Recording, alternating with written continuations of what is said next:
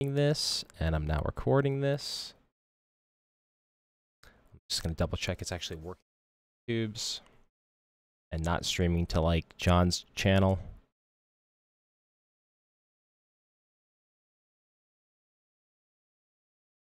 And not streaming to like, okay, there we go, we're live. Okay, welcome everybody. This is a live episode of Altcoins Anonymous. I have Theo Goodman here from the Rare Pepe Foundation. I have Jason Seibert here from I'm Not Your Lawyer, and also, can I mention the Church of Blerk? I just did.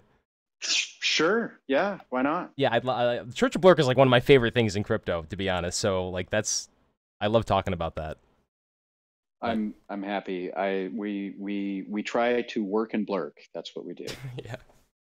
But anyway, we're here today to talk about the scandalous Rare as fuck or Rare.af Rare Art Festival Pepe auction that occurred with Archetype when they tried to do a little fundraiser. And I guess even that was kind of a little bit up for discussion here.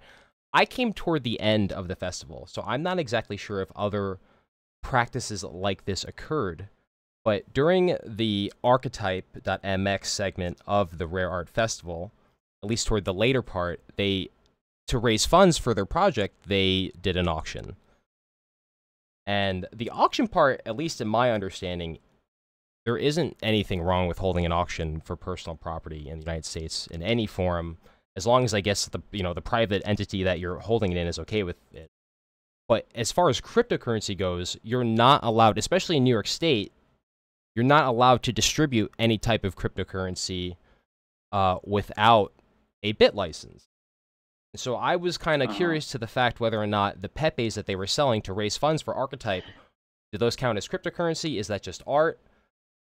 They also gave away some of their own Archetype token as part of one of the lots, which was to like sweeten the deal. Somebody asked for more because they felt like they bid a lot for something. So they're like, hey man, if you throw in more, I'll give you 40,000 Pepe cash. And so they gave them like 50K worth of Archetype. So that's like another example. And then plus like, the last lot that they did was the Homer Pepe, which there's only one of them, and that was worth roughly about $50,000 or $40,000 USD in Pepe cash. So that's more than a nominal amount. I've read the bit license, the New York bit license. That's kind of what I'm like referring to for the most part when I'm like thinking about the legality of this. But it seemed kind of like, one, people there weren't really aware that that's what was going to be taking place. Like that's not the reason why I went to the Rare Art Festival. I thought it was very entertaining, but I could definitely tell other people in the audience didn't understand what they were witnessing, and they didn't even understand what Archetype was, what Rare Pepe was, and clearly some of these people were bidding on the items. So I don't know. Well, I mean, I've sorry, this is Jason. I've got the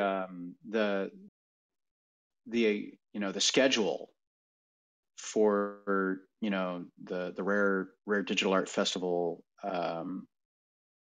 if that's what it was, festival up on my computer right now, and it says from 4:15 to 6 they're hanging out, and there's a live Rare digital art auction. Oh, okay, all right. So then it is mentioned. I mean, it's right there in the schedule. Yeah. Okay. So, right. I mean, if people were surprised by that, then they didn't read. I guess I don't know. I didn't. I didn't see that. I mean, I think the thing that I found the most shocking about it was the $40,000 price tag. I mean, first of all, congratulations to the guy that sold, one digital asset for 40 grand. I think that's pretty fantastic. Yeah, we should take a moment and just appreciate that, because that is a very expensive. If this was a live studio audience, I'd say, let's give a round of applause. Yeah, really. That's fantastic.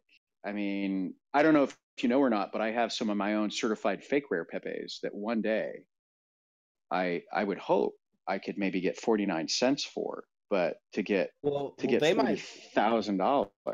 Well, they might be more valuable one day. My certified fake Rare Pepes? Yeah, right. Yeah, because I was discussing that with someone. Maybe, in the future, fake rares worth more because of the collectible aspect of it, and it has an interesting story with it. And what's really funny, which I'm not sure everybody knows, is one of the first things that happened on Bitcoin Talk was someone tried to kind of spoof an asset where someone had already made one. So they tried to make a fake rare, and they made an asset name that was really similar to one that already existed. Just like zeros instead of O's or something. It was something like that, and it was one of the first things that happened. So it was kind of interesting that right from the get-go, some things like that. But there's ways to check against that, right? Like I was having this discussion with you pretty much all day today. That's the kind of was the whole thing with the directories. Like, well, it has to be in the directory to be in, Right. to be official. With the Bitcoin Talk thread, because anyone can post in a Bitcoin Talk thread. So what was going on is they would post in the Bitcoin Talk thread and like, this is the new one, but that wasn't, they were just kind of like hijacking it basically. Right. Now this was really small at the beginning. It was not huge. Nobody thought it would get big at all. So just going shortly back to the auction, people definitely knew there was going to be auction because it was getting crowded. Everyone was curious about it. Now, I do think you're right that a lot of people were, well, I had people ask because they did the auction in Pepe Cash, and people would ask me, how much is one Pepe Cash? You know what I mean? I said, well, one Pepe Cash is about 10 cents. So that was easy enough to calculate. And, it was I think they didn't know what was they didn't understand how it got so high. Someone asked if they could pay in fiat, and then everybody booed her. Well, I actually asked on Twitter, what would the auction be in? Because I was thinking actually it would just be easier for people to understand in fiat. And I have the opinion fiat, there's no way in hell the prices would have gone that high because it's a different psychological way to look at it than tokens for tokens, basically. You see what I mean? Yeah, but also were those legally binding bids? Like if I wanted to. So we could go back to the auction mechanics Yeah. itself. So I think they did a good job as far as the auction pumping people up and noticing people are bidding. You see what I mean? In that whole thing, it was clear what was going on. They were in charge in that whole thing, and it was fun. So I think they did a good job with that. Now, what you should do what the thing is that I don't really suspect anyone shill bidding and trying to game it, but it's kind of hard to tell. So you have to always think they are happening, but it is happening. But it's in my opinion. But one way to kind of stop that is to, well, you KYC people a little bit at least. So, you have to go before the auction, you have to show some kind of ID, and then you get a number, and you show your number when you bid. And it's, the first level. But they didn't have that. Yeah, and then they didn't have that, which maybe is okay. It was that maybe it's all right.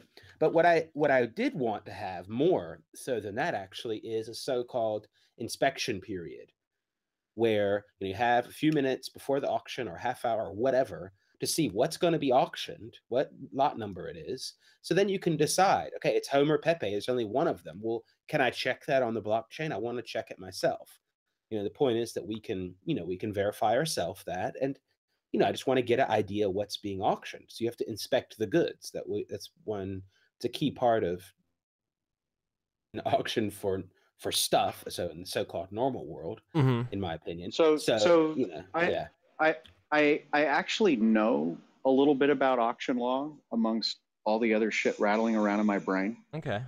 And an auction, generally, and auctions go back thousands of years, right?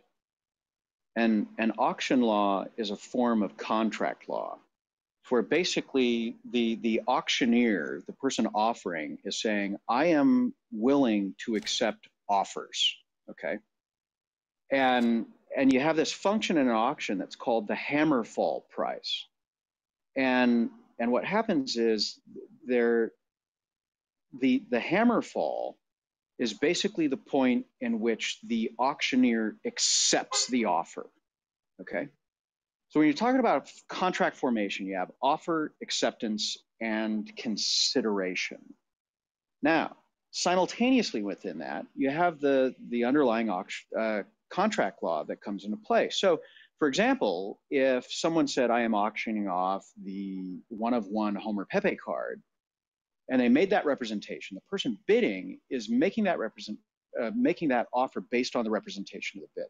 Now, if later on it's come to find out that that's not the actual item, then the person that made the offer can cancel the contract based on the fact that there's no meeting of the minds, right? In contract law, you have to have a meeting of the minds. The person says, wait, you said I was getting the one-of-one, and it's not. I'm not getting that. So now I have no obligation to pay you. So you still have in auction law, you have that offer acceptance consideration and materiality of representation. Does that make sense?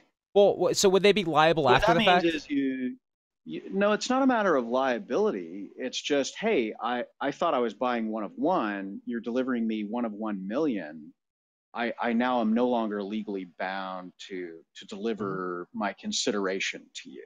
But and then substance. Okay.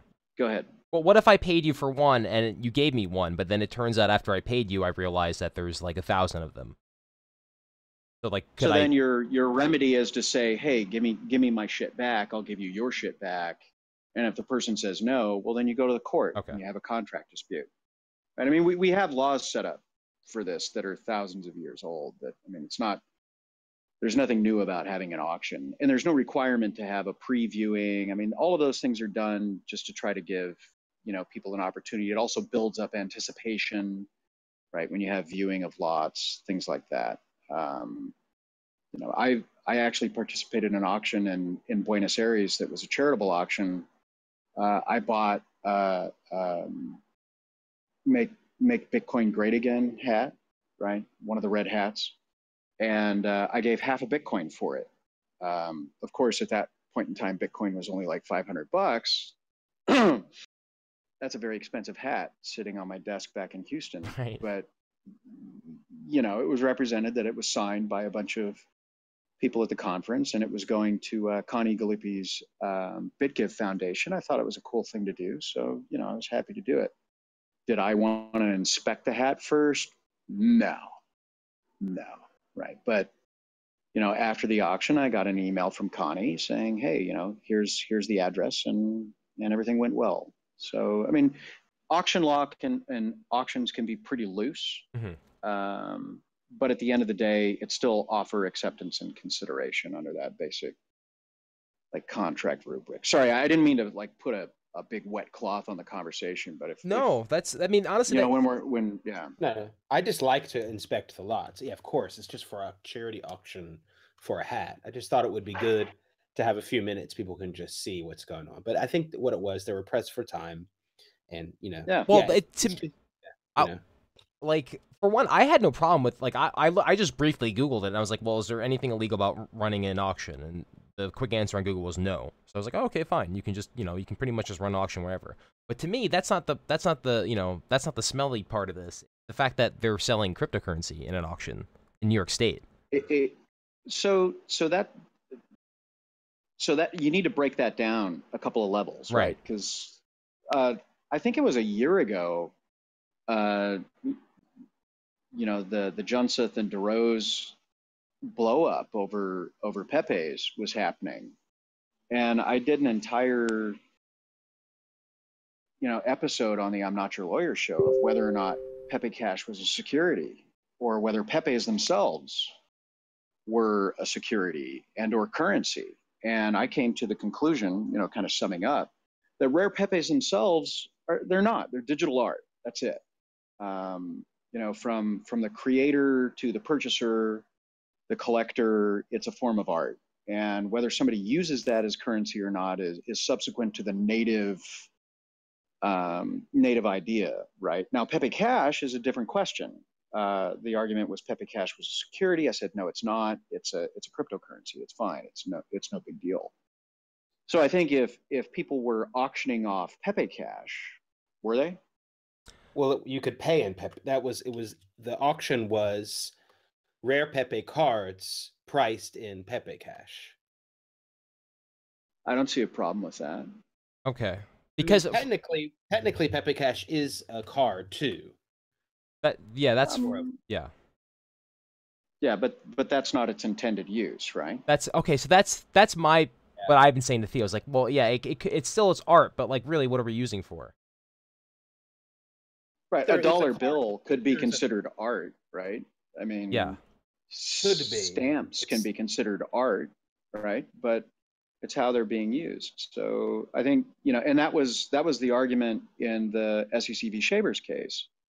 Right? We tried to argue that Bitcoin wasn't money as defined under U.S. law, and ultimately Judge Mazant said, well, it's being used like money. So under the Howey test, therefore Bitcoin under this investment contract, as presented by Shavers, was being used as money, and therefore Bitcoin was money under the Howey test for that particular case. So it really comes down to the analysis of the use at that point. So yeah, I mean, I don't think it's really I mean, it's arguable, but I would argue against it that, people auctioning off Pepes were them selling cryptocurrency in violation of the BIT license. I think that's a stretch. Okay, because Right. I mean, In my opinion, But- well, it would be like imagine the difference in some ways would be like an open outcry, market for like Litecoin or whatever, Bitcoin in US dollar or whatever. You know what I mean? Because they did that at the Right. Bitcoin Center before Bit license existed. You can see Right. videos of it well, at that events. would make And sense. that would be if that kind of auction, it would definitely be against the Bit license, it seems like. But like you potentially, yeah. Again, potentially. BIT license itself is kind of a train wreck, but said, Well, that might be a conversation for another show. right. well, that's I mean, it was called I think it was titled Digital Art Auction or something like that. Even though, Yeah. so it's pretty, that was the intent. I don't think it was trying to mask the intent. I mean, there were pictures of the artwork every time, so it wasn't just Right. a guise, So Theo, correct me if I'm wrong, but I actually finally, after multiple certified fake rares that I was doing on my show, I think I actually submitted a couple of hand-drawn Pepes for certification as a certified Pepe, and I think I have 2 or 3 of them, right? Yeah, well, I have one. I'm gonna try to see if I can find it. I have at least, I think I have your first one. I remember. Yeah, that was the Now you Dr. have- Dirty Pepe, right? Yeah. So I've got that one. Yeah. I got Dr. Dirty Pepe, and I think you might have another. We can look in the directory. Yeah. But So yeah, when I created those, I didn't create them to be currency. I created them to be art. They were hand drawn on the show. They were political commentary and the commentary of the status of Bitcoin at the time and what was going on, in the space. And that was to me, I was creating art, and I was an artist that was taking advantage of a marketplace. Like if I was taking, those drawings, one of 400, and taking them to, a flea market or a Saturday market or a farmer's market and putting them up on a stand, right? I'm not offering currency. I'm offering art. And, for what it's worth, I think the Dr. Dirty Pepe, in my opinion, is probably the best hand-drawn Rare Pepe ever created. So pretty good. What I like is the signature on the buy lower them. right-hand corner.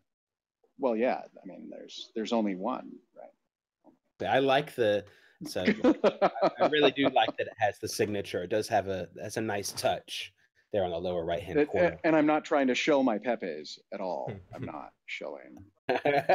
He's not pumping here. No.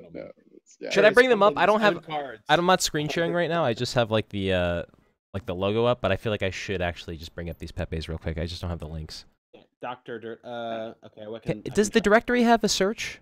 It does on the left side. Somewhere on the left side there is a search. So if you search Dirty Pepe together, written together, you should find it. Yeah. Yeah. Also course, interesting is I don't think you could call Homer Pepe, in the most extreme example, Homer Pepe is, one unit and it's not divisible, the token. So right. I think it would be really hard to call that a currency on back and forth, but it's really a stretch in my opinion. I'll submit that.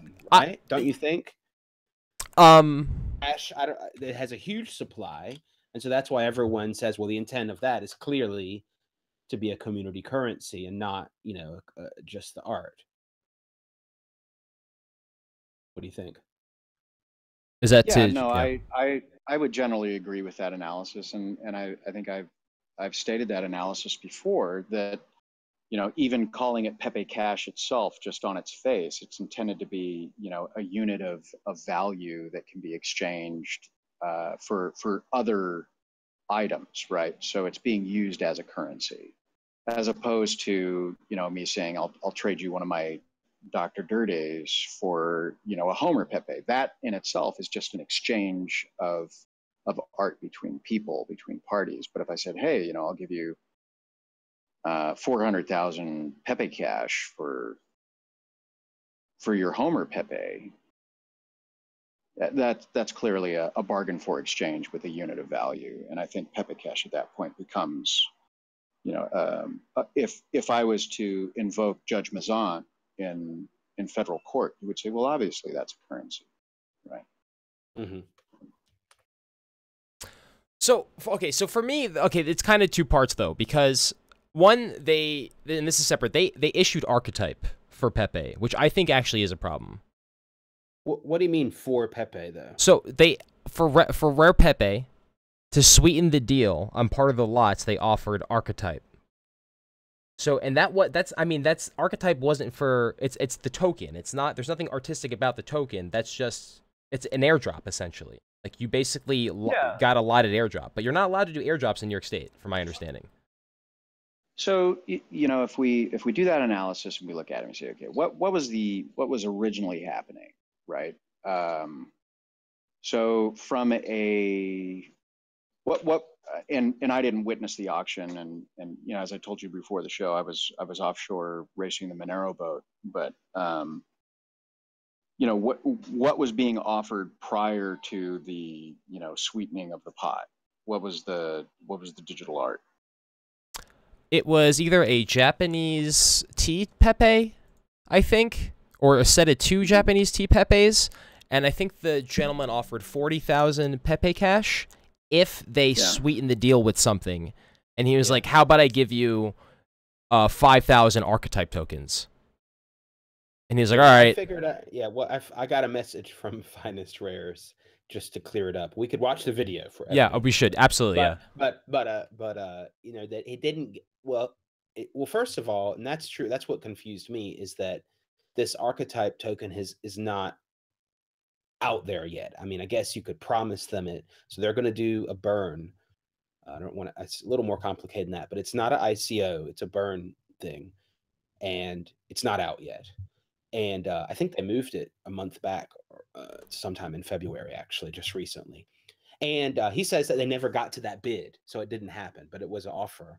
But the guy ended up not bidding that much in order to get the sweetened deal, so to say. I think that what you're trying to say is that Archetype is cryptocurrency. A currency under your definition. Well, I think that all these are virtual currencies under the New York State definition, but whether they're cryptocurrencies is different. Well, that's the thing though, like there's no definition. So it's like they can do whatever they want. So in going back and invoking the SEC's DAO report, and one of the things that I appreciated about it is that at the end, even though they were very clearly stating that token sales and coin sales can be securities offerings, at the end of the day, they still need to examine each one from the idea of if there is a utility token there that they're willing to at least hear and discuss how it's not a security, if it's truly an app token or a utility token.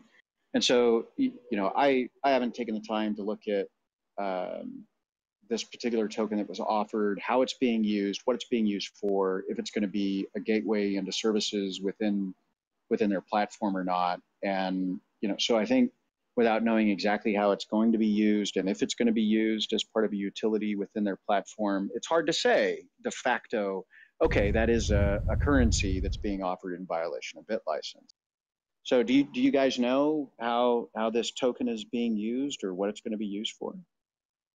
Isn't it as far as I know, it's to be used in order to create assets on Ethereum in a easier way, kind of like how Counterparty makes it easy to create assets on Bitcoin. And right now it's kind of complicated to make assets on Ethereum. It's a lot of, there's all these big numbers, and it's kind of a clusterfuck actually. So they want to make a system that makes that really easy to do. And now I don't know how much token, or if you really, how much Archetype you need to do it, but I understand that you need some Archetype to kind of use that site to make. So as Ethereum would say, Archetype is the gas then. Kind of, yeah. That's the way I look at it. Now, anyone listening, just correct me, but I just have a real basic understanding. I have been in their Telegram, I kind of grilled them, but that's just how I just wanted to ask. I just asked a whole bunch of questions basically one day. But I mean, I think it's interesting because it is hard to make assets on Ethereum. But did you get kicked out of their Telegram group? No, not at all. No. They invited me. See, I gotta learn your secret, because whenever I get into a Telegram group or a Slack channel, I start asking these questions. Usually, I start the timer, and I'm booted within like a half an hour. Because well, I've been booted from places too. I think what it was is that believe it or not, right? But one of them, but one of them said, "Could you come? I want to hear what you have to say." Yeah. And I understood. I just wanted to know, because I was under a different impression that it had some kind of governance or curation. I mean, that could come, someone could do that using Archetype, but that's not inherently part of the system. You see what I mean? So you could do that. I think there was some type of review. Didn't he mention something like you submit it for a review process, or maybe not? Maybe I am wrong. Well, in the first basic step, it's not like that. It's just that I think that people will make like little marketplaces or wallets or whatever kind of in their little system, and of course then it would be curated or whatever. But it doesn't have to be like that. Kind of like how you want in counterwallet.io and nobody cares. Now, it doesn't mean that you're included in, the super dank directory or whatever else, but it means that you can do whatever you want in counterwallet.io. You can make whatever asset you want. So that's the way I look at it. That's how I think how someone kind of explained it to me in the end. That's basically what it is. They just automatically put on IFPS or IFPS or however you say it, that kind of decentral, the picture is put somewhere too automatically when you use the token. So it's kind of that's kind of cool. It's kind of automatically put in there. I mean, you can debate on if that makes sense or if we should use a torrent instead or whatever, but that's a whole nother discussion, really. Can we just go back for a second and marvel at the fact that a Rare Pepe sold for 40 grand? Yeah, so everybody is talking about it's the most expensive. It's like the most expensive digital asset aside from some CryptoKitties, right? I mean, like everybody is going nuts for it. So I'll come out and I'll say, so I won 5 DJ Pepes and 1 cardboard DJ Pepe and one asset I think it's called cardboard DJ Pepe that goes with the cardboard figure. There's only one of those. Oh yeah, okay, that makes sense. I think I paid 1,700 thereabouts in US dollar value. So I got a steal. Is that? I mean, if you're looking at some of the other lots, I just snuck that in there because I saw that thing and I said, I got to get DJ Pepe. Because Jason, I don't know if you know, because you're on sailing.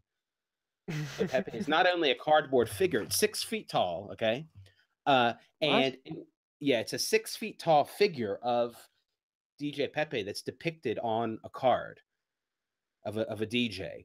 And not only that, DJ Pepe was part of a panel. So there was this cardboard 6-foot figure on a panel. And when it came time, they said, okay, what do you think about being an artist on the blockchain, DJ Pepe? And then the cardboard figure had a voice because somebody in the audience had somebody in the audience had a microphone doing the voice. But still, everybody looked at the cardboard figure. There's a video of it. They're really looking at the cardboard figure while the voice is going on. It's oh man, that's so funny. You know, I have to tip my hat because that's pretty fantastic. Yeah, That's so pretty great. It is And you very got it. creative. Did you get the cardboard figure? Did you get the figure? I did, but I had to fly back to Germany, so I even sold it that night when we were hanging out at the bar to someone that promised to keep it. So it's in New York at Chad's house, and I sold it to him for a small price just so that it wouldn't get like thrown away. Because we were at this bar, and I was like, "Well, what am I going to do with this thing now? I can't carry this around all night, That was and smart, I'm not though. going to be able to Listen, take it on the airplane, you know. So I'm going to what the say hell am I going to do publicly with this?" right now, I will offer $5 for that cardboard You're going to DJ have to Pepe. bid higher than that because I think I'm that just he pay a lot more. Is that I'm Pepe just saying card? that's my opening bid. That's my opening bid. We're Okay, doing a there you live go. auction right now. Right, Five yeah, a US running dollars. auction. I'm Could be a I'm not running auction. this auction as a New York State resident. I am not participating in this auction. Let me You're gonna make that very you clear. geo-blocked yourself. He's No, the host of the podcast is geo-blocked that's right. himself. I'm IP banning Yeah. myself right now from this conversation. Hold on. Wait, is that Listen, is that cardboard cutout? Is that one of the 3 like singular Pepe cards? I think so. I don't know how many there are. Because that one means of, because but, like they sold the Homer pretty rare. card. They were like, oh, there's only like 3 assets that there's only one of, and if they sold you that Pepe Yeah, I card, don't that's know. 1 too. You know what? I don't even know if the cardboard Pepe is in the directory. Could be that Skrilla just made that one just to go with the cardboard one because that's cool. You know what I mean? But I'm not 100% sure. But so does that you know. lack the value? Because maybe this gets to my next question. So if it's not in the Rare Pepe dictionary, or sorry, Rare Pepe directory. I always call it dictionary. I just figured that out today, by the way. I don't know if you noticed that. I think you just noticed that. But see, we were discussing earlier. You could make your own Rare I Pepe make a dictionary for the dyslexic. But yeah. does the entity giving it value count as an issuer, even if it's just art? Like, does the can you issue? Does the issuance of validity make it have value, and can that be considered a virtual currency? I don't understand your question even like he's a trying. little He's bit. Because the Rare Pepe directory is basically just like a blessing, right? Like you're basically just saying that this asset on the counterparty exchange is also certified Rare Pepe. Yeah, and that adds value. And you're also saying that that the directory did the best to say that asset it belongs to that artwork, because on the decks is people do typo assets to try to fool people. You see what I mean? So let's say let's say right now you read Homer Pepe sold for 30K or 40K or whatever it sold for at the auction, right? So now you register Homer Pepe's with the S. Right. Or you register, I don't know, whatever common misspelling of Homer Pepe is, put it in the decks for a lot of price and hope somebody makes the mistake of thinking they're buying the Homer Pepe. Right. The price. So one of the functions is that the directory helps to prevent that, because you can check, and it's not gonna show up in the Rare Pepe wallet unless it's in the directory too. So, and I must say, you charge a very nominal fee for the certification process, right? It's no different than submitting artwork to an art show panel to be accepted into the show. I think you do a very fine job of running the directory. So I think it adds value. I think it acts as a certification board. If somebody wanted to make a Dank Pepe and a Dank Pepe directory, right? They could absolutely do that and go through the whole certification process. But I think what's happened with the Rare Pepe directory is that it was, first to market and brand recognition and accepted and adopted. And so the question of whether or not it being certified adds value or not, well, of course it does. It's the market. But is that the intention of the certification to add value? Well, I mean, it adds value because you're not gonna add things to a website or an art gallery of yours unless you think it's good. And if you think it's good, you probably think that it has value.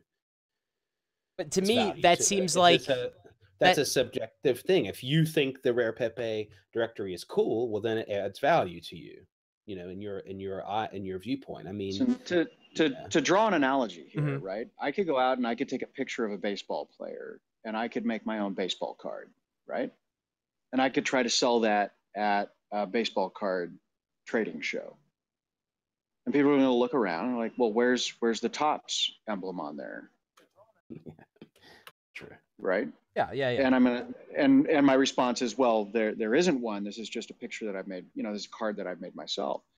I say, well, I want a Topps baseball card because I know that at least there's a market for that. I know how to value that. I know that there's an existing. But that's dependent on a market, so it has to have genre value for that. Yeah. Well, yeah, Well, but there's no. criteria. There's standards. You know, Yeah. they have good. It has to have a decent picture quality. The card stock of Topps is standardized. Picture quality Standardized. is good. Yes, because that's their criteria. That's how they do it, and that's maybe why people like it. Also, the statistics on the back of the card, you can trust that they're correct. I think all this stuff is true. I think all this stuff is part of like a good branding and also adds value. But my thing is that that's an issuer. Once you're talking about something that maintains value and you can trade it on exchange over the internet, isn't that just a virtual currency at that point? Especially if you're giving, if you have a centralized group of people that are issuing its value, that are telling you this is going to be valuable, because we're the centralized location that issues value. We're the Rare Pepe Foundation, and we tell you what's Rare Pepe. No. They don't issue the value. They just issue the certification that it meets the standards to be in the Rare Pepe directory. That's different. Well, but the They're not issuing value, man. Issuing value is putting it on the Rare Pepe directory. That means it's value. Let's just go quickly back to the baseball card, really quick, just to show a small difference. Is that in this case of Topps, all Topps. You know, they hire their photographers to make the photos and their designers to make the cards, right? But with the case of the directory, the artist is making the art, and the artist is actually creating the token and is in total control of all the tokens. So that's a huge difference than... Yeah, but then they have to submit it submit their artwork to a third party to get it certified with a to be part of the Rare Pepe directory. If they want to be in that and gallery, that adds value. Well, sure. As a Rare Pepe. They must think that it adds value. Otherwise, they wouldn't go through the trouble of doing it. My concern is that if there's a difference between adding value and issuing value. Okay. And as a lawyer, right, I get hung up on definition of words. Just call me crazy. They have meaning, right? And when you use the word issue, right, that has a meaning in the securities world. And maybe I'm just getting hung up on that. But adding value is different than issuing value. I mean issuing value, but maybe I'm using it incorrectly. Most likely I'm using it incorrectly. Well, what do you mean when you say issuing value? Well, once it becomes part of the Rare Pepe directory, it's now recognized as Rare Pepe. And the only ones that can do that is the Rare Pepe Foundation. There's a certain process that you have to commit to in order to become certified. But then you still have to, basically qualify under the subjectivity of the committee, and then that's not right. But that doesn't mean that there's a base level value de facto in that card, man. All that means is that it's in the directory. It could still only be worth 1/10 of 1% of the value that somebody's asking for it. There's no minimum price. But it would be more valuable than an exact copy, though, because I can literally just copy and paste that and create another asset. And theoretically, the Rare Pepe, the certified Rare Pepe, is going to be more valuable than the non-certified Rare Pepe. Only among the people that are trading the Pepe. Well, that's like saying only people that use United States dollars. No, it's not, right? Well, if you're only talking about USD. I can take a photograph of a picture in a gallery and try to sell that, right? And then somebody's going to say, "Well, wait a minute, that's not the original. That's not what the artist submitted. So, I'm not even going to buy it because it's not the original thing." But what the Rare Pepe directory does is say, "Yeah, this is the original from the original artist, and it's met the criteria, and so it's in the directory." I mean, absolutely, you can try to create a copy of the Homer Pepe and sell it. And if you can get somebody to pay you money for that, that's a free market. I don't even have to sell it. If you say to that person, yeah, this is the one of one certified rare Homer Pepe, and you try to sell it that way, the difference there is now you're committing fraud. And no, but now you have liability. But the certified one of one is only with Rare Pepe, because I can literally copy and paste that image. There's nothing unique about it. It's literally just data on my screen. So if I copy and paste that, it's not like I'm taking a drawing or trying to recreate the image. I'm literally making an exact copy, minus the fact that it's not on a blockchain, which is what gives it value. You could still achieve. Yeah, it's also Rare Pepe. Copyright violation. Well, with Rare Pepe. If you copy somebody else's Rare Pepe and try to sell it, that's a copyright violation. I'm not even saying sell. I'm just saying copy it. If I just copy it, I can copy and paste it. I'm not even saying selling it. I still have a 1-for-1 exact replica. Yeah, but you have. Yeah, but it's not the original. You don't have the original. The person, no one has the original. Like that doesn't exist. Well, yes. Well, it does with the token, because the token is part of the artwork. No, but the token's like, okay, that's my distinction. The token is separate. Well, no, the token is definitely part of the artwork. It's part of the artist's intention when they decided what's the name of the token, how many of the token are issued. Maybe they want to issue the token at a certain moon period, and that makes a difference as far as they're concerned as the whole picture. The whole complete artwork is definitely with the token, and just the image is just a copy of it. All that information is only relevant to a marketplace. The artwork itself is still the artwork. No, that's definitely not true, because the artist intended for there to be a token with it. So it is definitely not just for, I don't know, a technical aspect or whatever.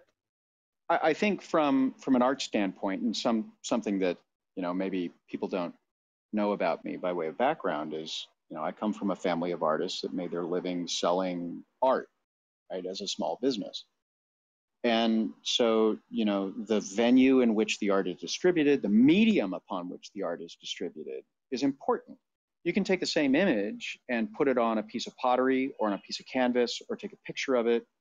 The medium upon which the art is delivered and how it's delivered matters. And in my little pea brain, when I think about digital art on the blockchain, I think about that as the token is the medium upon which the art is transferred, whether that be by plate or by canvas or by photograph or on a t-shirt. The medium matters, and that's the artist's choice. And I think when you choose to tokenize and make a digital representation of art and sell it under that medium, that's as much of a choice of the artist as anything else. And I think to the extent that there's a market and there are people that want a digitized asset under that medium and they're willing to pay for that, and that converted counterparty token that's converted into a Rare Pepe asset then becomes that representation of that medium, great. And if people want to buy that and they want that and they want to hold that, that's a free market economy at that point. And I think a lot of people in the crypto space are all about free market economies. But maybe I've missed the mark. Maybe I'm missing what you're talking about.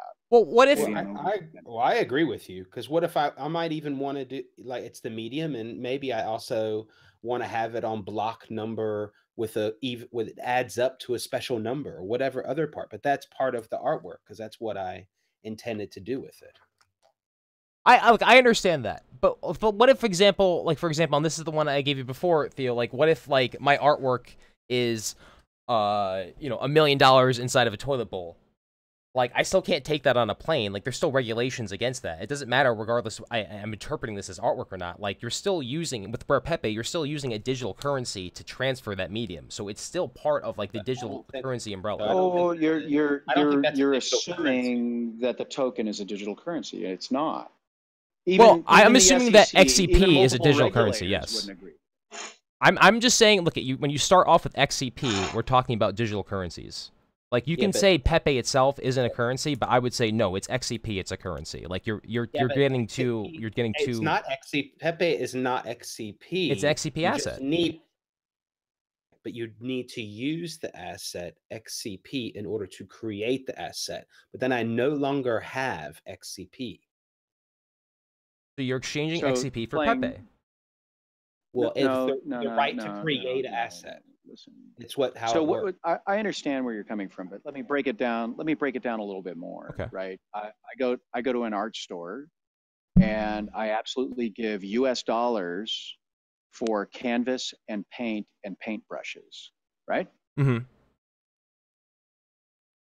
I've, under your argument though, because I've used US dollars to buy that canvas and paint brushes, the resultant art of that is currency because I used US dollars in order to acquire those assets in order to make my art. And that's just, that's not what I'm saying. That's not how art is done.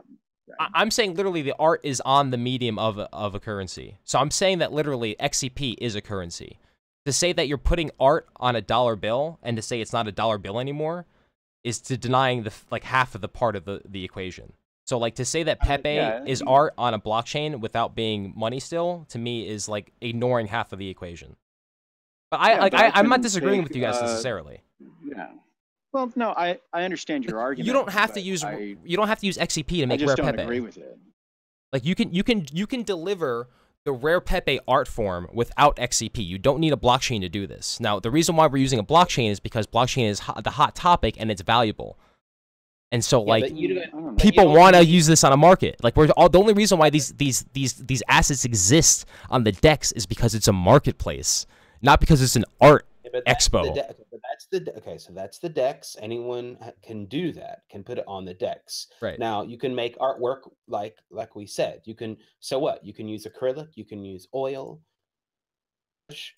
So what? That doesn't mean you have to use one of them, or one of them is an invalid medium just because you can use this. I mean, I could use $1 million, but I still can't use that $1 million to go overseas. Like there's certain regulations around it.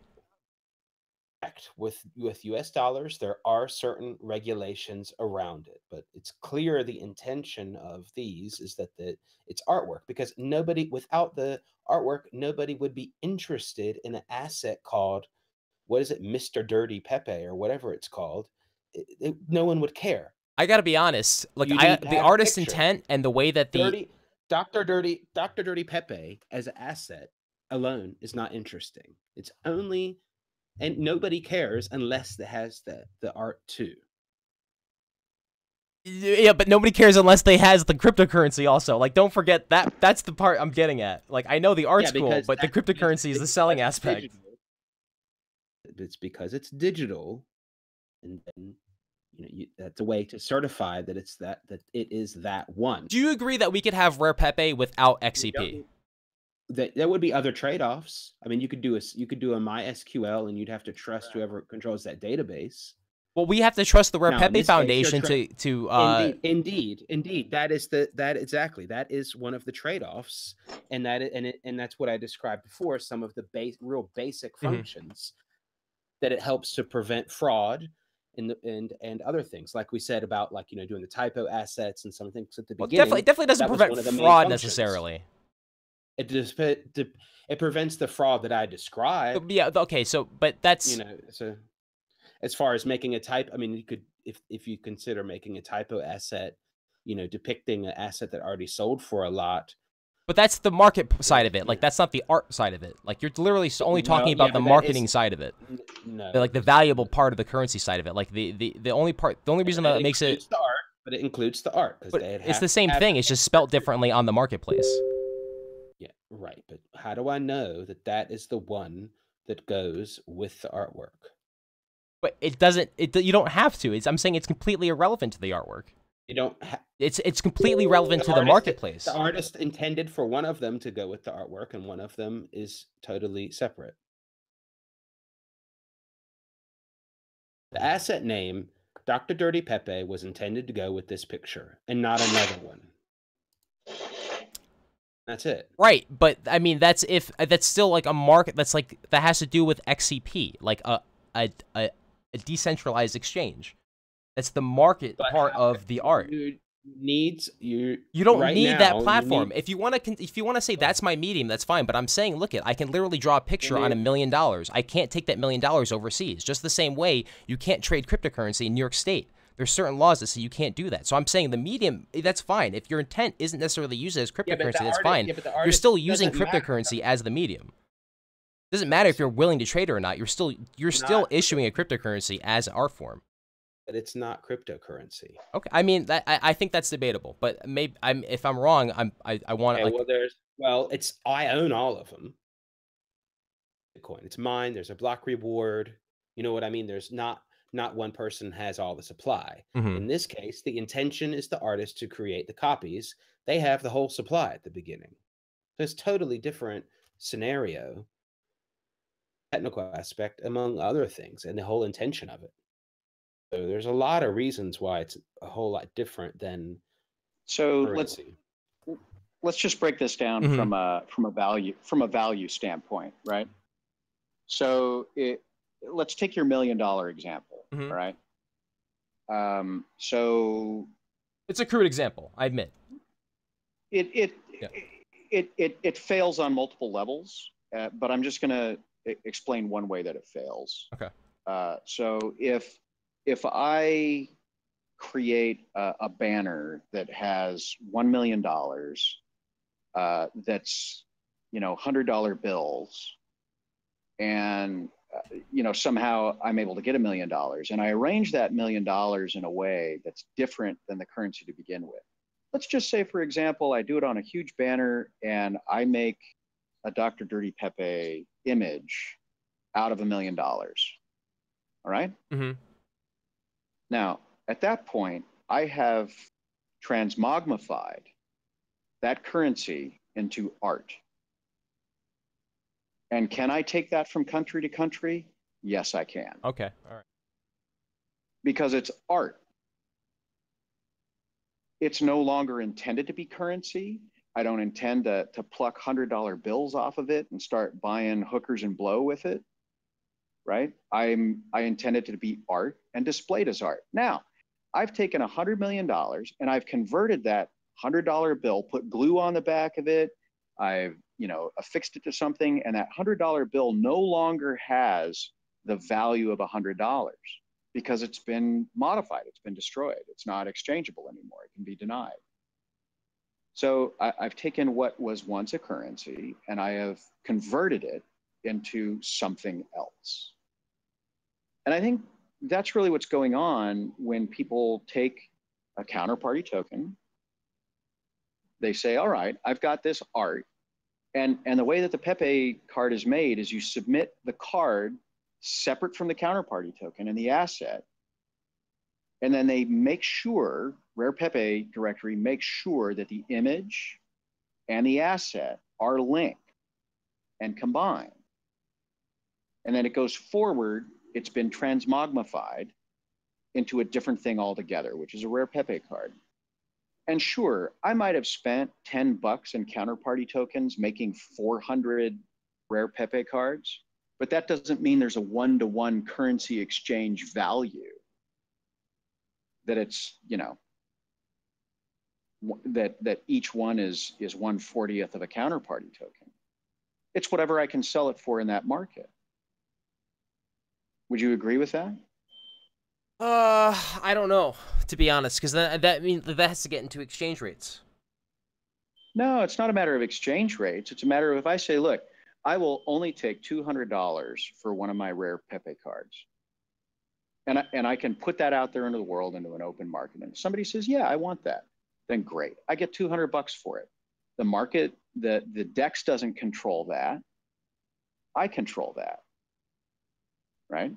And that person doesn't then go along and say, okay, I want to exchange this Rare Pepe card for Bitcoin. They can't.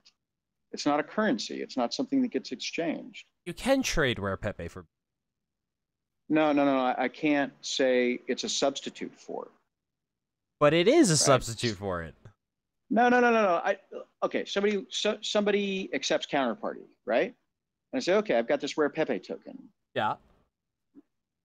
It is not one-to-one exchangeable as counterparty. It's something different. It's exchangeable, though. Counterparty. It's definitely exchangeable, you though. can, but you can sell it for counterparty, but it's not a one-to-one equivalent. It's no longer counterparty. It's been transmogrified. Well, that's Just like the saying, $100 bill got transmogrified. but like, I mean, isn't that kind of case by case? Like, if I have Monero and I only have a Coinbase account, like, I need to somehow get it into Bitcoin. Well, I think that's a little bit of an obtuse argument. I mean, I don't know. I don't know if that is. Well, I think what you're doing is you're discounting the artistic representation and market for that digital art, and you're just cutting right to the end result. Well, that it's not art; it's only canvas and oil and a paintbrush, and somebody paid $100 for it. So clearly, that painting is $100 and is convertible into $100, and it's not. Well, no, but I'm saying I can spend $100 on that stuff, and somebody could say, you know what, that's absolute crap. I wouldn't give you 1 penny for it. Right? Yeah, but that's still not the point I'm making. The point I'm making is that it's very easy to put this on a marketplace, regardless of whatever the price is. It doesn't matter if it's 1-to-1 or whatever you paid for it. It's just that it's very easy to transfer value. It doesn't mean it is a form of value in itself. You can transfer that value very easily over the internet. I can send you my Pepe, and now you have value, whatever that value is on whatever market you can find it. If somebody wants it, right? If somebody wants my taco coins, right. Right, but taco coins are not art. Why not? Taco coins are not art. Really? I mean, okay. I don't know. Is code art? Coding? Code could be art to a particular person. I'm reminded of State v. Cohen, a Supreme Court case that says one man's vulgarity is another's lyric. It's all subjective. Fuck, now I'm sounding like a goddamn lawyer. Damn it. Sorry, I didn't mean to bring it out of you. Yeah. God. Like maybe I am being obtuse, maybe I'm being abstract, but for me, I'm only worried about what are my capabilities in New York State. So when I see things like Rare Pepe, I go, wait a second, is that a centralized organization? Is that a centralized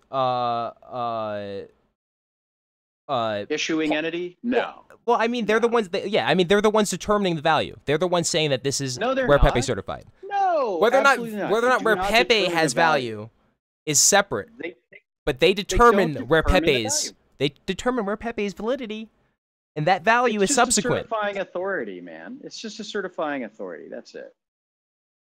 Is that any different from the Federal Reserve, though?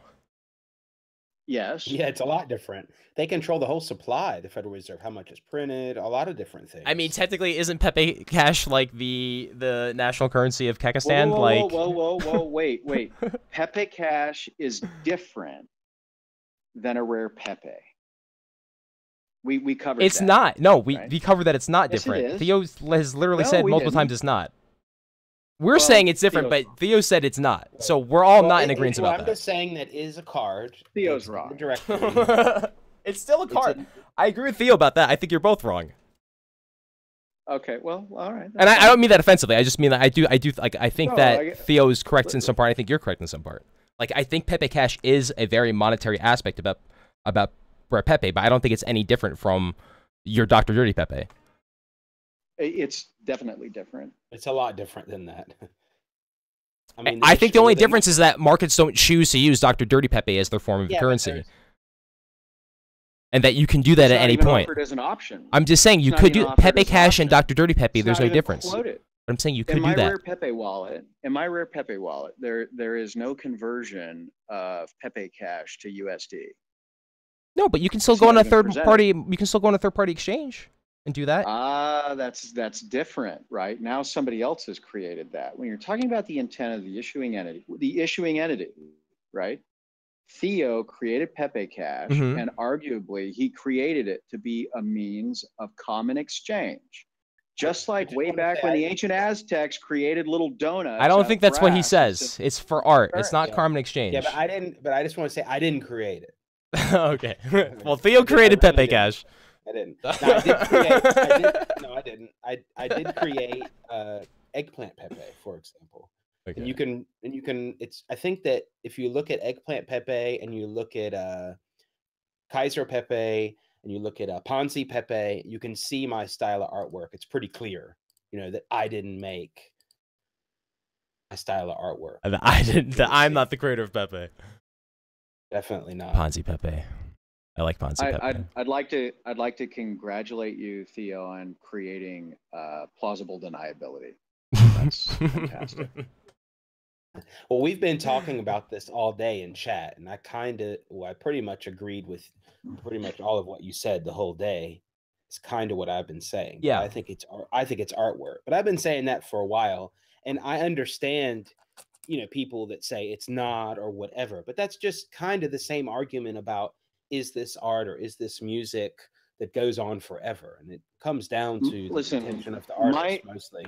I'll say this right now. Okay. If they're not available, I'll make them available. If somebody wants to buy 10 of my Dr. Dirty Pepes for a total of $10,000, I will have a Dr. Dirty Pepe spinnaker made for the Monero boat.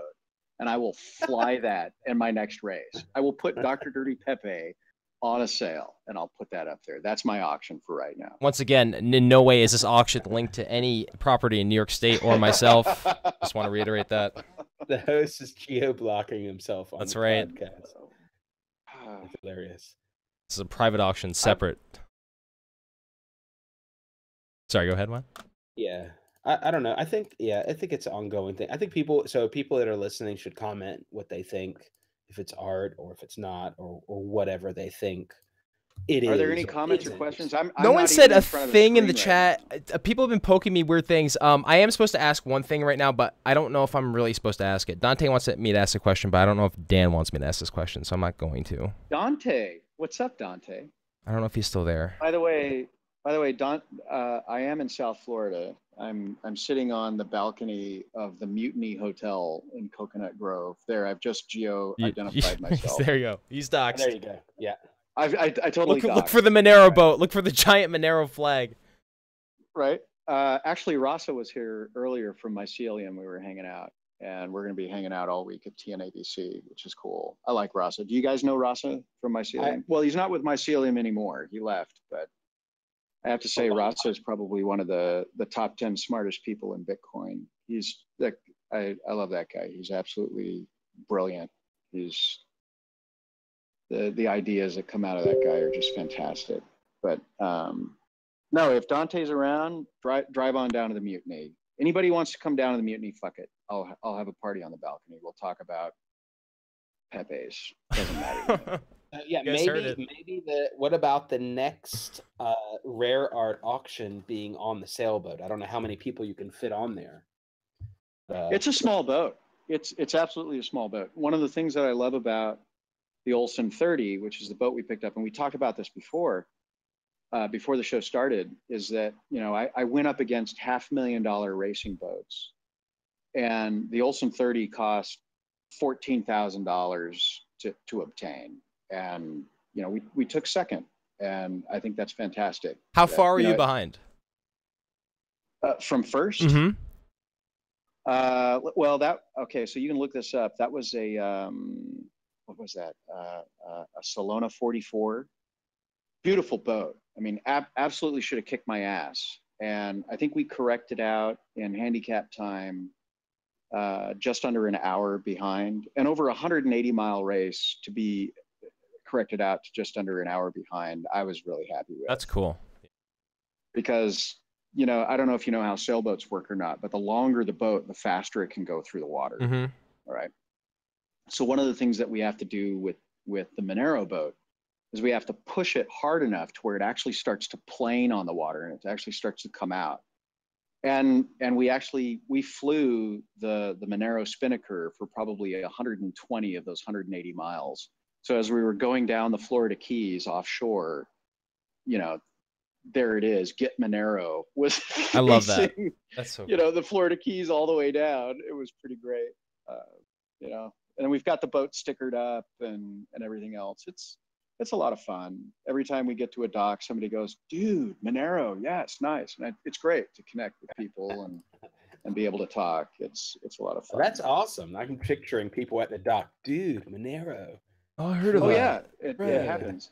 What was insane is when I did the single-handed Newport to Bermuda race, I got into Bermuda right as the America's Cup was going on, and I pulled up to the dock and at the customs dock, And there was a guy on the custom stock that looked down and saw the Monero logo. He was like, no way. He was totally into it. He already knew what was going on. Whoa. But then there were a few investment bankers and guys from Wall Street that recognized it as well. And they said, hey, I want some of your time. I want you to tell me about Bitcoin. So it was a really cool way to kind of break the ice with, a crowd that was really hesitant to talk about cryptocurrency. And of course, that was 6 months ago, and now that's all Wall Street's talking about is crypto. So it's very cool. It's very neat. Kind of an evangelistic type ambassador role, which is fun. Awesome. It's great. And I'm doing it with a 35-year-old boat that cost $14,000, and I laughed my ass off when we beat $500,000 boats. Yeah, that's pretty awesome. That's crypto as fuck to me, They're just you're just really skilled, or what is up with that? Why were they so bad? The other boats. Oh, I don't know. It's it's taking something that's a little bit obscure. The Olsen 30 is kind of an obscure boat that not a lot of people want to be on. First of all, there's not a single cushion on the boat. All right. Mm-hmm. And you can't stand up in it. And to take this tiny little boat across the ocean is generally considered pretty fucking insane. And so is crypto, right? To your traditional people, They're like, oh shit, I can't. There's no freezers, there's no refrigerator, you can't keep your beer cold anywhere. It's, anyway, that's off topic, but whatever. No, that's so cool. To answer that's the dream. To answer the original question, no. We could fit maybe 5 people on the boat to have an auction. It'd be an exclusive auction. Very private. It would be really rare. You'd have to auction places to participate in the auction beforehand. I'm willing to do that. Yeah. Anybody that buys a Dr. Dirty Pepe for $1,000 can participate on the auction on the boat. I'm for that. more Dr. Once again, Dirty shilling. Pepes. That's right, shilling the Pepe.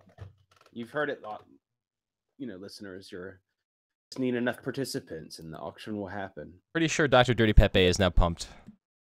Yeah, but I think that cat's out of the bag now. People saw the auction. People saw live the $40,000. Yeah, people were pretty shocked by that. Well, it's probably worth about $20,000 right now because Pepe Crash is about half of what it was that day. But But yeah, well, that's how crypto is. But No, it's worth $40,000 until somebody else buys it for a different price. The price of that card is not dependent upon how the market swings, man. That's not how art works, right? It's not definitely. How it works. But I mean, it was worth. But even the ones before that, people were shocked at. All the other lots, they weren't cheap either. But is it worth the USD amount or is it worth the Pepe amount? Is the real question. Well, it depends on what someone's willing to pay for. That especially something like that with that much coverage, then the fiat amount gets kind of psychologically attached to it. Well, I'm just because I said it's worth $20,000, but that's really the same amount of Rare Pepe or the same amount of Pepe Cash. So I don't know really. Am I thinking of it wrong? Am I how? I don't know if I'm thinking. Well, that depends on the buyer and seller. If they can come to an agreement on what currency. I mean, you could do the same thing in euros or yen or whatever. So I'll give an extreme example. Okay, I think it was published in a couple of articles that I liquidated some digital assets in order to buy a truck for the Church of Blerk, right? To keep the hurricane relief mission going in Houston and then also down here in the Keys. And so based on today's value of that crypto that I liquidated, if you follow that train of thought, my truck is worth $350,000. Right. So do you think I could sell my truck for $350,000? Well, no, but you liquidated your cryptocurrency for that money, right? Yeah, to buy the truck. You exchanged it into USD and then bought the truck in USD, right?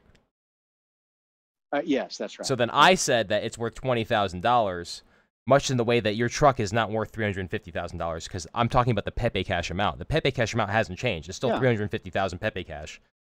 That's still what they paid for it. It's whatever unit of measurement you want to use in order to value something, right? Mm-hmm. And if you want to measure it in Pepe Cash, measure it in Pepe Cash. You want to measure it in dollars, measure it in dollars. It's all in whomever the market is, whoever's participating in the market and however they value that. There are some people that refuse to value things in US dollars, and they only refer to things in Bitcoin denomination because they're true bit believers. And that's cool. I'm all right with that. You know, it's Oh, there we go. Touching your rares. There's Dan. Right? Dan, can I talk about Bitcoins? You're like 50. Oh, he's 15 minutes behind. All right, we do have. I guess we do have one question, maybe, but maybe we should just wrap it up at this point. Dan's really far behind. I was going to ask Dante's question, but maybe another time. Question? Well, it's about something that I don't know if people want to be linked to yet, so I don't. It's about this thing called Bitcoins. I don't even know what Bitcoins are. Bitcoins. It's gonna be it's the next pump. It's the new Pepe. It's Pepe on acid. It's Bitcoins. I thought that was CryptoKitties. I mean, I was only on the water for a week, guys, but we all know that 7 days is the equivalent of 7 years in crypto. So I'm so far behind at this point. Oh, okay. So Dan does want me to ask about it. So okay, but I don't even know what to ask about it. Well, so you don't know anything about Bitcoins.com. Assuming of all the information I just heard, I was telling Dan not to do Bitcoin because I thought that it's going to be a liability. He's a resident in New York State. To me, like, I don't think people should get involved with this stuff because this is going to come bite them in the ass. But I don't know what I'm talking about, and I'm also not a lawyer, so I don't know what I'm talking about. But he's starting basically another type of digital asset called Bitcoins, and you buy them with XCP. You buy them directly from Dan. Those XCPs are converted into Bitcoin or into crops, and the crops give you back Bitcoins every year. You can reap the crop, and then there's a certain amount of Bitcoin you accumulate by holding on to that XCP asset, essentially. So the question I have is why? It's called a what is it called? It's a game. Idle game. It's called a passive game, an idle game. It's an idle game. It's just a game. So is that like Farmville? Yeah. There's a leaderboard. There's going to be a leaderboard and stuff like that. What's insane to me is that people will play Farmville and they'll actually pay people to water their fake virtual crops so that they have a successful farm. Oh, that kind of makes sense. To me, it doesn't make sense at all. But then again, there's people that there are people that pimp themselves out to be like, yeah, I'll take your Pokemon game and load it into my phone and I'll hunt Pokies for you while you're gone. I wonder if there's a secondary. That's free market, right? I wonder if there's a secondary market for any of the in-game assets that are in Farmville. Like EVE Online, there used to be a huge secondary market for all that stuff, and like it's pretty much the equivalent of Bitcoin prior to Bitcoin. So it's like, I wonder if there is somewhat of a secondary market. That would make sense why someone would pay them to, do their chores for them in a game. But with the Bitcoin, isn't that like automatic dilution of asset and weakening of your limited supply to the extent that whatever you initially put in value is going to be diluted based on this artificial increase of the total amount of supply, and you're pretty much just screwing yourself. You get a different asset. I think you buy crop. You buy crops. You buy crops with an S. And you get back Bitcoins. You get back Bitcoins with an S also. Very important. All that's important. Bitcoins.org, I believe. Or no, it's bitcoins.com. Every time you're saying Bitcoins, I'm hearing Bitporns. And I think there's more of a market for Bitporns than there is for Bitcoins. But you're probably right about that. Maybe he's going to rename it now. Maybe this is the only thing he could get. I don't know. I mean, I do my broadcast on a Bitcoin payment platform for adult streaming channels on Exotica. So I don't know, maybe I've got porn on the brain. That might be. I was trying to put this on Exotica. I couldn't today, but I will next time. I really dig it. When people ask me why I broadcast on Exotica and not on like a YouTube live channel, I have a very clear answer and very reasoning for it. The adult industry has done more for free speech and freedom of the press than any other industry on the planet. Oh yeah. And I can't think of any better platform than an adult platform for me to say, you know what, I am going to do this show. I'm going to do it my way. I'm going to drop F-bombs as much as I want. I'm going to do whatever I want. And it's on, a Bitcoin related site. It's just,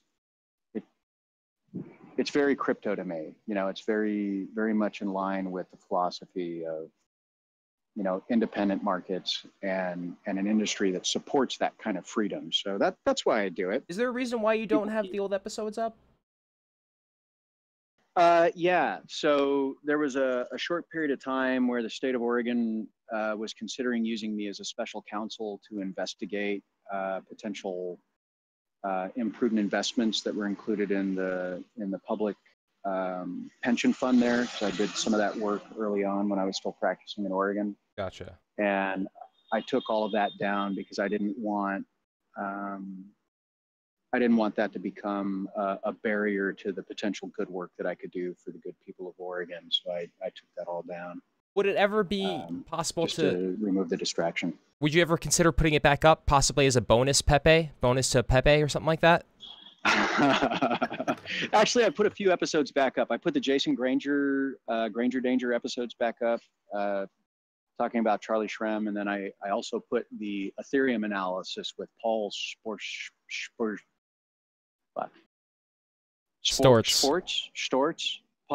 Yeah, the episode I did breaking down the Ethereum pre-sale episodes I put back up because I thought that both of those things would be good for the ICO space, kind of as my pro bono work for crypto. There's a lot of guys in mom's basement, right, that are thinking I'm going to ICO and I'm going to make $1 billion overnight, and they never take the time to actually talk to an attorney.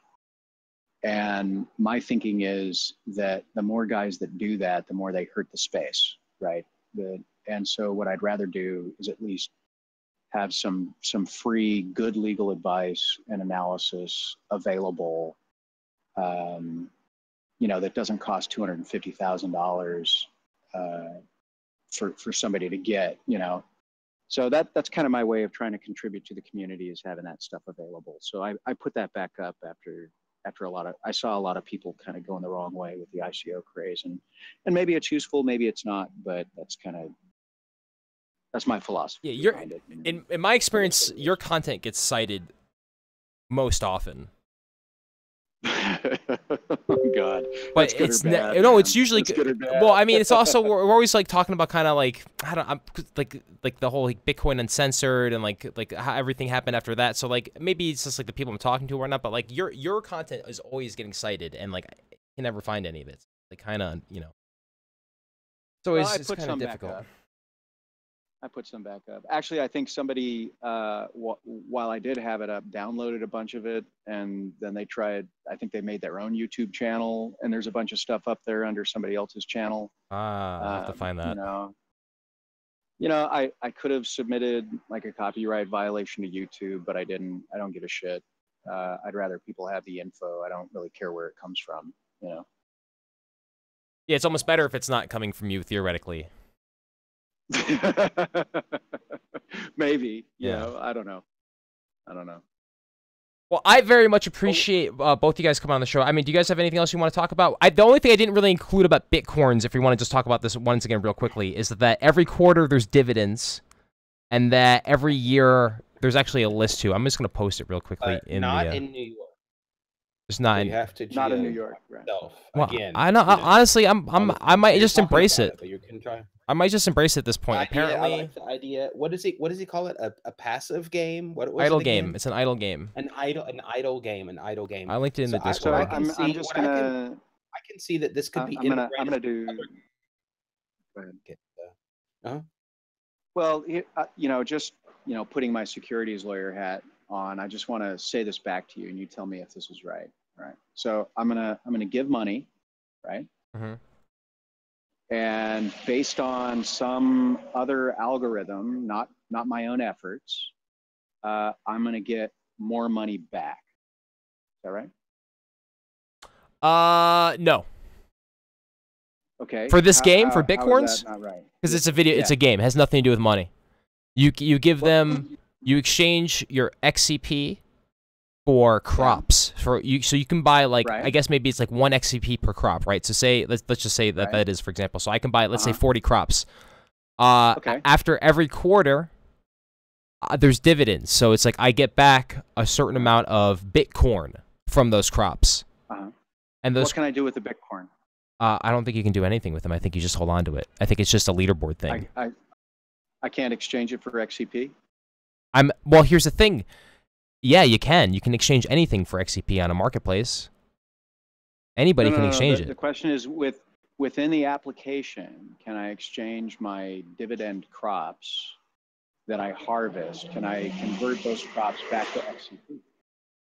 No other. Okay, each Bitcoin address or farm will have its own page on bitcoins.com and be ranked on the game's leaderboards. No other features are planned. So no, that's it. It just becomes Bitcoin, and you just, or Bitcoins rather. Bitcoins.com, everybody, if you're going to go check it out. Not Bitcoin.com. Don't go to that website. So if that's correct, then I'll say right here and now, if that's correct, then it's not a security. Okay. You're in, Dan. You now, did it, Dan. if I can exchange those Bitcoin dividends and somehow have an expectation of like turning my Bitcoin farm into this money-making machine, now we might have a security. Right. And that's all based on Howey, right? So do you guys know the original fact pattern for Howey, the Howey test? I mean, everybody talks about Howey, right? I don't know what that means. Know how it came to be? No, I don't know what that is at all. Okay. So the Howey test is based off of SEC versus Howey in the Hills, which was a case decades upon decades ago. And the whole reason that mattered was that within the investment acts, the SEC defined a security as also being an investment contract, right? But that wasn't a well-defined thing. There was no way to know what an investment contract was. So along came SEC v. Howey in the Hills. And actually, if you drive the Florida Turnpike from North Florida through Orlando, you go by Howey in the Hills. You actually, I've driven past it several times. I've done, the pilgrimage multiple times to Howey in the Hills. And what it was, it's an orange orchard, okay? And so what they did is they had this huge orchard. And these guys said, all right, we've got this huge orchard. And they put a bunch of people in a room at a hotel and say, look, you're really important people. You're from New York. You've got money. You're smart. You want to diversify, and you know that citrus and orange juice, absolutely traded as commodities, right, are the way of the future. And you too can get a part of the orange game. And here's how it works. We've got rows and rows of orange trees. You're going to buy your own row. And absolutely, you can come down and water it, and you can fertilize it, and you can pick the oranges. You can do all of that all you want. But you're smart people. You don't have time to come down from New York to do that. So we have the Howey in the Hills Management Company. And what we're going to do is we're going to pick those oranges for you. We're going to fertilize them, water them, because we're the experts. We know how to do that. And then when it comes time for harvest, we're going to take all your oranges. We're going to put them in the truck. We're going to take them and sell them at market. And you're going to make money off of that. Out of that, what you get is the giving of money under the management and control of others with the expectation of a profit. Mm-hmm. And that's your 3-part Howey test, all right? I gave money. What did I get back? I got a row of oranges under the management and control of others. Somebody else is doing this shit. It requires none of my effort. And I expect to get a profit when that shit's sold at market. Okay? So when people talk about whether or not a crypto asset is a security or not, they always talk about, oh, well, it violates Howey or it doesn't violate Howey. So when the DAO came about, right, the whole point of the DAO was the management and control portion, right? Because it was supposed to be this algorithm that handled the management and control, right? There was no main management and control authority. Sure, you gave money, sure, you expected a profit, but there was no management and control. At least that was their argument. Of course, the SEC came back and said, of course there is, which is what I said as well. But so a lot of these efforts that go on when people are doing ICOs or ITOs is they're trying to figure out how to get around the Howey test so that they're not a security. So that's why I asked with the Bitcoins, okay, I give money, right? It's based on somebody else's algorithm and it requires none of my input, and I get a dividend back. That would have been the giving of money under management control of others with the expectation of a profit. So, but because that dividend that comes back is some virtual bullshit thing that I can't convert into something that's tradable or that I can convert into currency or expect a profit out of, Howey fails on that third prong. Make sense? Okay. Yeah, it does make sense. And then the fact that it can be traded by on any other exchange by any other people does not matter whatsoever. Well, it does matter, right? If that component is there, then yeah, maybe there's an expectation of a profit and it's a security. Well, but I mean, to me, that's the same thing with Rare Pepe. Like, if you really wanted to, you could have Rare Pepes that are traded on an exchange and just have a Rare Pepe exchange.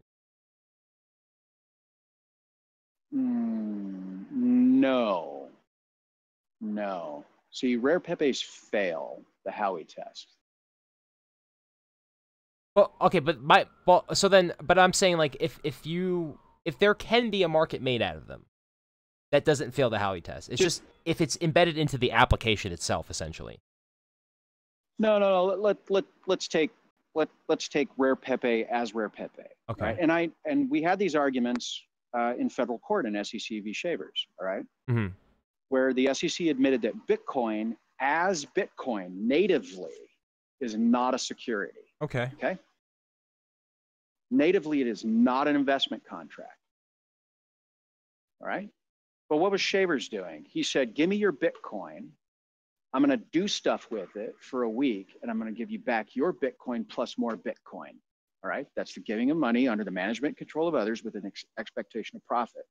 So at that point, to satisfy the Howey test, the SEC said, and Judge Mazan agreed, that Bitcoin was the giving of money, the first prong of the Howey test. You follow? Mm-hmm, mm-hmm. I'm writing this down too, sir. So in that scenario, the giving of money, giving of Bitcoin under the management and control of others, that's Shavers doing, his arbitrage and his lending, forward lending, with the expectation of a profit. I'm going to give you back your Bitcoin plus 1% per day. That created an investment contract. Now, the SEC went one step further and said he was doing a Ponzi scheme, which he wasn't. There's a definition of a Ponzi scheme, but that doesn't matter. What matters is the SEC admitted Bitcoin as Bitcoin was not a security. Pepe as Pepe is not a security. Now, if I said, give me your Rare Pepe cards, and in a week, not only am I going to give you back your Rare Pepe cards, but I'm going to give you a bunch of XCP on top of it because I've successfully traded it on exchanges, that doesn't make Pepe a security. My agreement with you is the investment contract. That's the security. That's the next layer up. Okay. See the difference? There's a distinguishing factor there that the underlying thing itself is not a security. And I tried to explain this to DeRose last year, and it is kind of a nuanced difference, but it's an important difference when you're looking at this stuff. And I have these conversations 10, 12, 24 times a week with guys trying to ICO. We talk about what their app's doing. And I work with companies, and I actually get into the code level and the programming level, and we say, okay, well, if you tweak your program to do this instead of what you originally wanted to do, now you're not a security. But if you keep that line of code in there and you have that functionality in there, now you've crossed the line. And that's the value I try to bring in, when I'm working with folks, instead of just saying, no, you can't do this, or yes, you can do that. I really try to dig into it and work with guys. I think it's better to say yes you can if, instead of no you can't, go back to the drawing board, because then they're just left with no way to figure out how to comply. Well, it actually seems like there's much more, yeah, but it also seems like there's much more leeway to actually do that too. So it's not like there's really, I mean, it's not like you're disguising anything. You're just saying, hey, look, if you just kind of reword this a little bit, all of a sudden it's not illegal. Well, it's not rewording, it's just changing some of the functionality. Yeah, right? I worked with one ICO, and they wanted to include in the app an exchange market. I said, guys, you just crossed the line, right? You can't, if you do that, now you're setting an expectation of profit, and you really need to divorce yourself from that idea. And so if you just remove that element and focus more on being an app instead of trying to create some incentivized economy as a part of it, then you're going to be more in line, and you're not going to have to worry about crossing those regulatory boundaries. You follow? So, I mean, I guess I agree with you guys we in that sense then. If that's the smell test, is just as long as you're not selling it with the intention of trying to have a return, then you're okay for Rare Pepe or Archetype or whatever you're trying to sell. We did it. I guess so even in the Archetype token sense, those tokens. I don't know on Archetype. I can't say definitively on that because I haven't reviewed the tape, the code. I haven't reviewed. Yeah, I haven't reviewed the tape. But maybe with a little more notice and a little more materials, we can do a discussion on that. Sure, I'll drop you some links too after this if you're curious of just some resources if you want. And the world has been the crypto world's been very critical of me for saying that Ethereum was a security, and people lose their minds when I say that. I said no, there's a distinction. The initial Ethereum sale prior to the platform lease was absolutely an investment contract. Just buying and selling Ethereum itself is not a security, right? The platform isn't a security, but when they said, hey, give us your money, we're going to issue you these Ethereum tokens based on, this work that we're doing, and you're going to make a fuck ton of cash later. Can I say that on your channel? I'm sorry. No. Please. I'm actually kind of refraining from using a lot of language because I know you're more of a professional, so I'm trying to not to be my normal self. I'm not a professional. No, be yourself. So the point is when they did that, they said, buy the Ethereum tokens, and we're going to release this product, and then it's going to pump, and you're going to make money. Doesn't that sound like an investment contract under Howie to you? Yeah, sounds like one exactly. Yeah.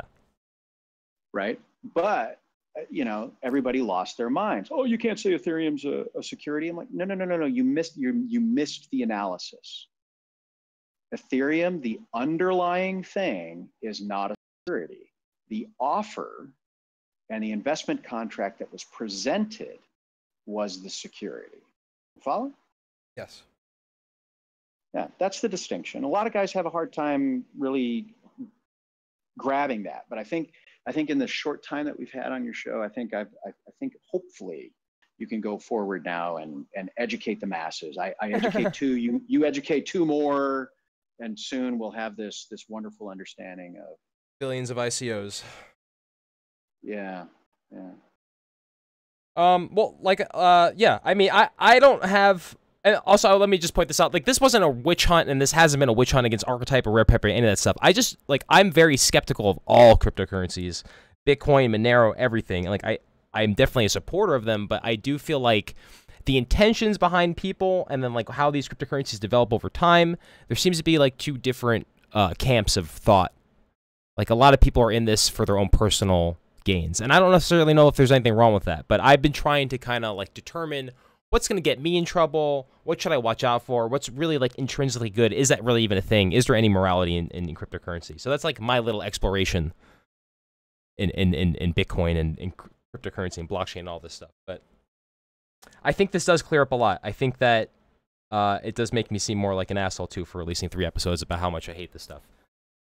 But I think they're all interesting projects, and I think that if they're not illegal in New York State, then let them be. Free market economy, man. It's a good thing. And not that the bit license. I also think the bit license is stupid. I just don't want people to get in trouble. I don't either. Myself. And you know, I think there's a lot of things that can be said about how that went down. It's pretty shady, you know. The bit license itself, or just the way that it was promulgated, and you know, then not mentioning any names, the guy that drafted it, implemented it, harped on it, then quit, and then went out and is running a consulting business on it. I think that's. I don't think that's okay. Yeah, and not suspect at all. I don't think that's all right. And his name has the word law in it. I'll just write that down. I'm gonna refrain because I'm trying not to make any enemies. Really, you know, just ironic that you know, that the person making the bit license and all that has the word LAW in there as part of their name. I make no comment. I make no comment. No comment. Yeah. Guys, this has been fun. Yeah, it's been great. Thank you both for coming out. I really appreciate it. I didn't even know if I was gonna be able to manage this. Like, you know, you guys are pretty prominent within the Bitcoin community. I really appreciate you guys taking the time to take me seriously and, you know, contribute to the content. It really helps out. I'm really glad we can get some of this stuff out. It definitely answered a lot of questions for me, and it really means a lot to me, like I said. So thank you guys again. You're welcome. Anytime. Just give me more than 30 minutes notice. Yeah, sure, absolutely. If you guys want, like, definitely, like, you know, pump up whatever, you know, if you guys want to talk about whatever services you're doing, now's the time. You know, if you guys want to promote anything. You can just you can follow me on Twitter, TheoG__. On Telegram, Theo Goodman. You can find me. I'm the only thing I want to say is I'm not your lawyer. Let's just make sure you know that, and we'll be okay. Okay, I'm Devin. You can find me on Twitter, Uncle Muscles, or BitByBit.tv. I do a show with John Cavallo. And also, guys, don't forget to go to t.me/bitcorns to learn more about bitcoins. Dante told me to say that. Okay, guys, thank you guys so much. I really appreciate it, man. And you're welcome. Have a good night. Have a nice night, guys. Later. All right. See you guys.